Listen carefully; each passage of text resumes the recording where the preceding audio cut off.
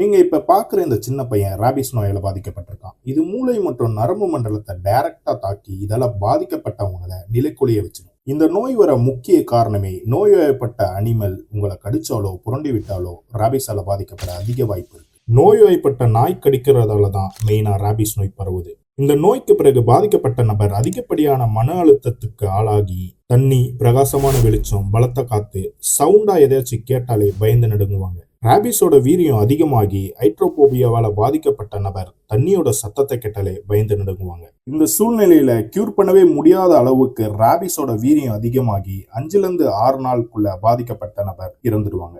நாய் நம்மளை கடிச்சிட்டா என்ன பண்ணணும், என்ன பண்ணக்கூடாது, தடுப்பூசி விவரம் இதெல்லாம் பத்தி இந்த பதிவுல பார்க்கலாம் வாங்க.